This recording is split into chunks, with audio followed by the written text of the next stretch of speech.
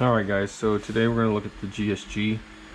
I just want to talk about some of the stuff that I've run into with this gun and some of the upgrades that I've done to it and how I fixed some of the issues that I have with it or had with it.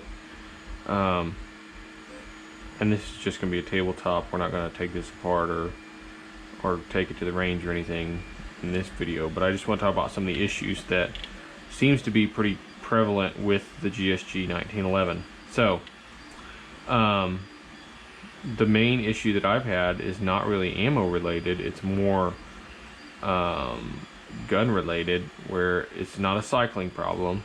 It was just basically I get lots of light strikes. So,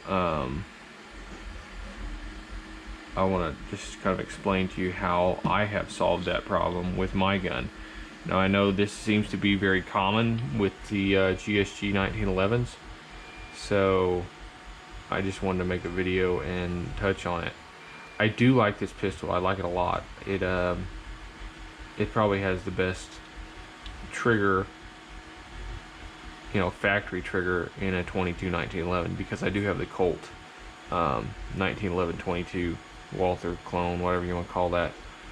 But this seems to be much better as far as on the trigger. So this is a Series 80 design, and I removed all the Series 80 stuff, so it basically just has a spacer in there now, and it's now a Series 70. And that was one of the first things I did, just because I didn't really want the firing pin block and all that in there, just because it makes for a nicer trigger. Let me pull this upper end off, and then we'll talk about what's going on inside and what I've done in there. So let me pull this out. Just take that one screw out, then it comes apart basically like a standard 1911. Pull this out, and then there's one extra pin. Push that pin out, and now the upper will come off just like that. So you're going to notice right off that I have a different guide rod in there, and then I printed a couple extra spacers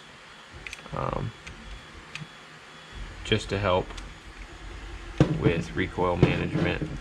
Not that there's a lot of recoil with this thing anyway, but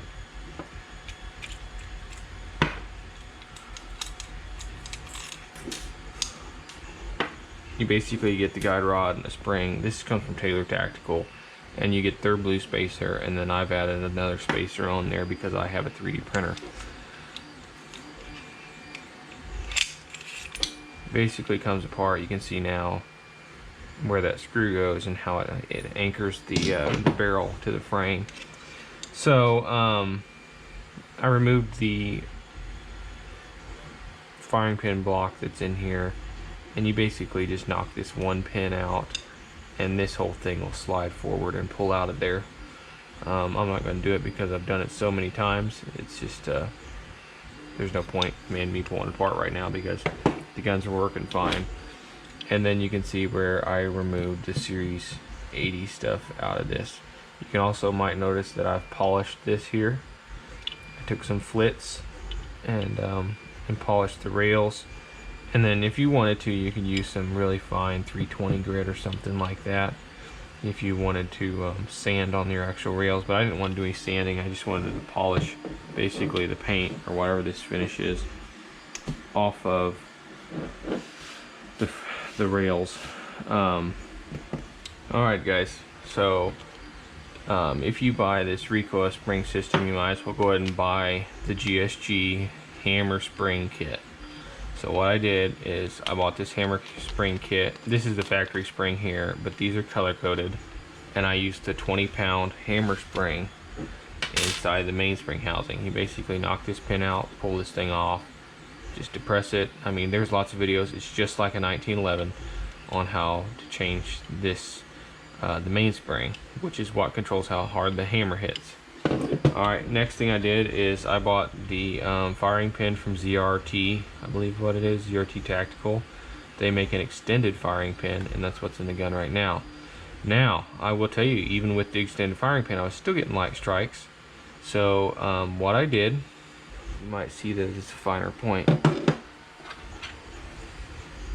For me, just looking at theirs and even the standard one,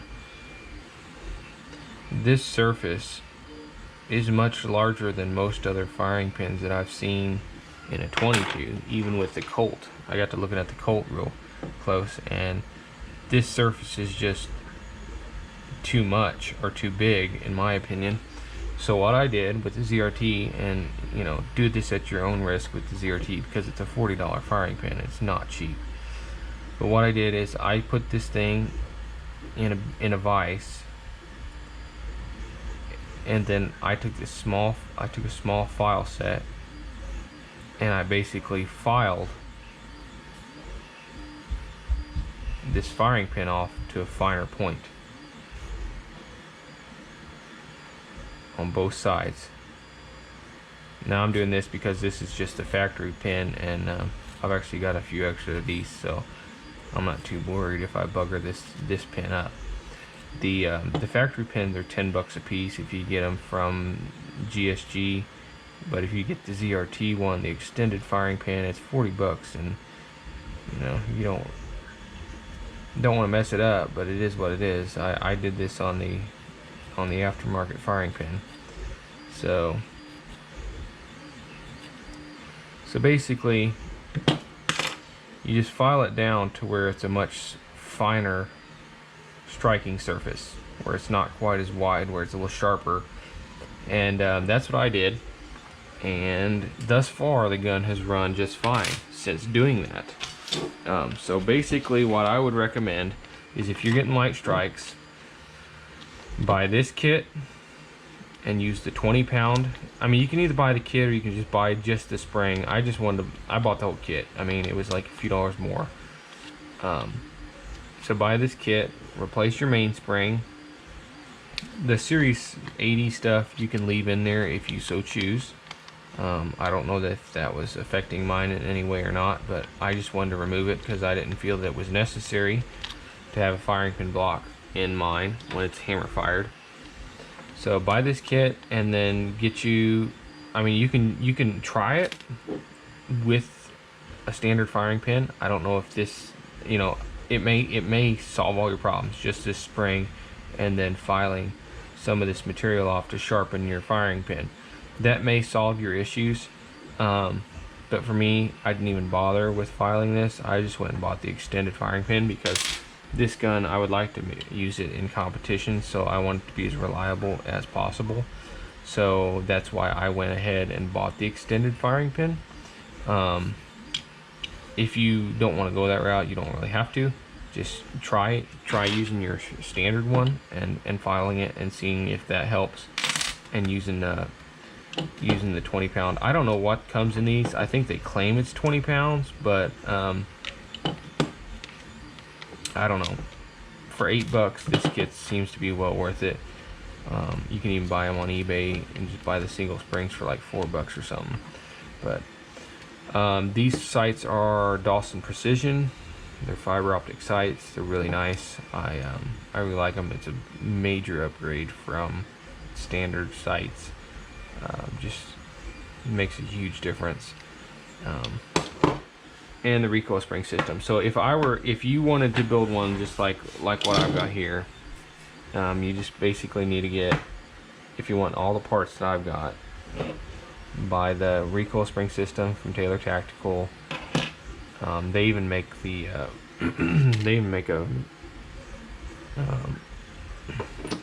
they even have their own cone shaped one, I think, that actually increases accuracy.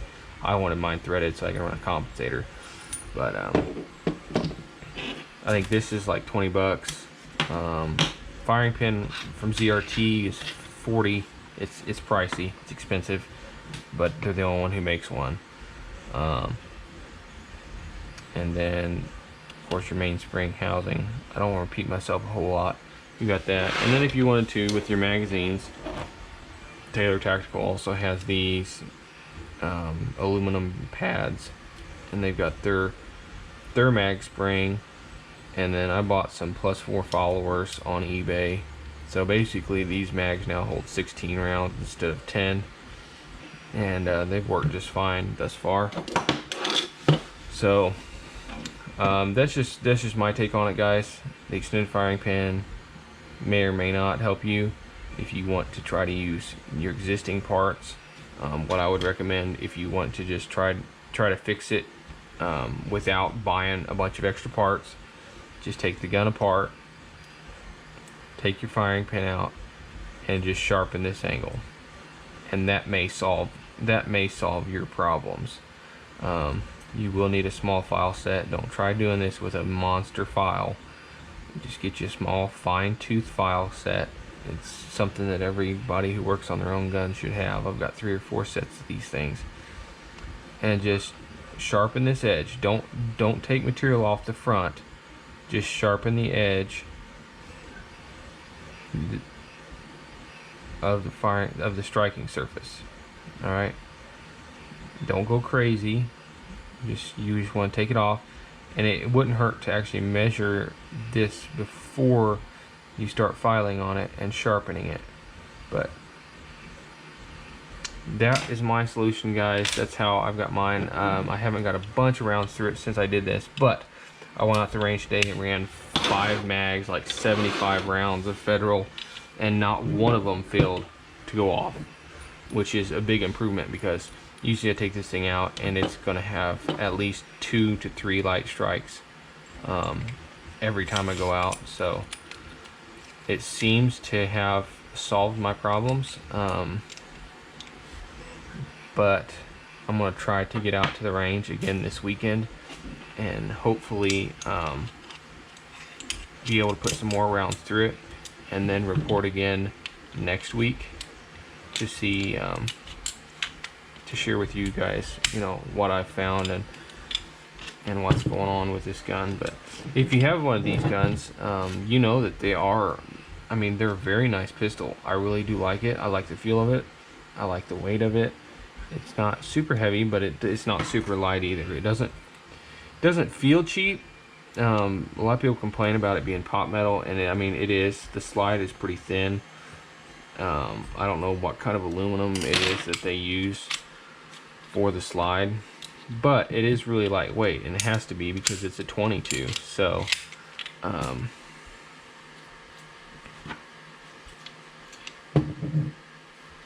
that's just part of it, in my opinion. But I don't know. And to get that on, I usually have to pull the slide back and then slip it under the compensator, which isn't a big deal because it's not a real heavy recoil spring. And just like that, the gun is back together.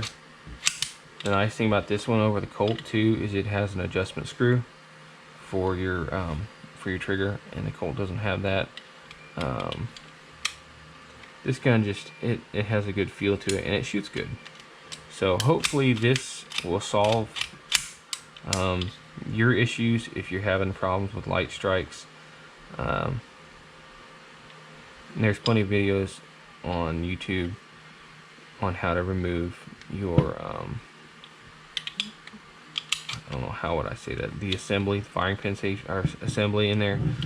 And I know I'm pointing this at myself, but trying to get better light and just show you guys how much, you know, how much thinner that striking surface is after filing on it. And you can see, you know, just how much I took off to sharpen that edge.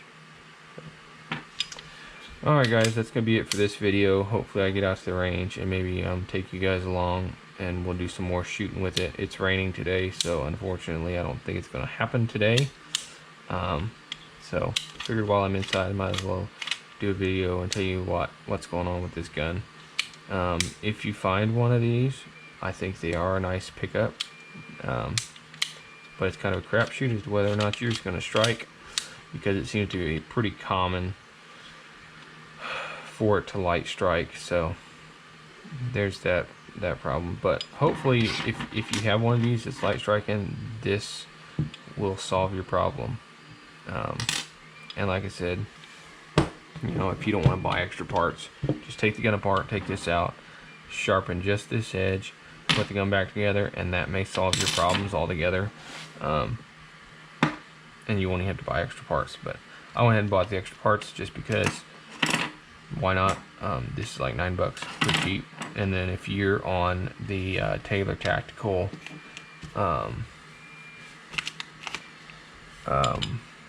website, if you use the code eBay, you get free shipping. So sometimes you get stuff cheaper on his actual website versus eBay, and then he's not having to pay the fee to eBay either. So that way you can avoid having to support eBay. But anyway, that'll be it for this video, guys. Hopefully catch you guys next week with an update on this gun. But like I said, what little I have done shooting, it seems to have solved my problems. So hope this helped you out. If it did, please drop a comment below and let me know if this solved your like strike problems with this gun. If it didn't, you know, also comment down below and we'll see if we can get it figured out for you, because there's nothing worse than having a gun that won't run, won't shoot. So thanks for watching, guys, and we'll catch you next time.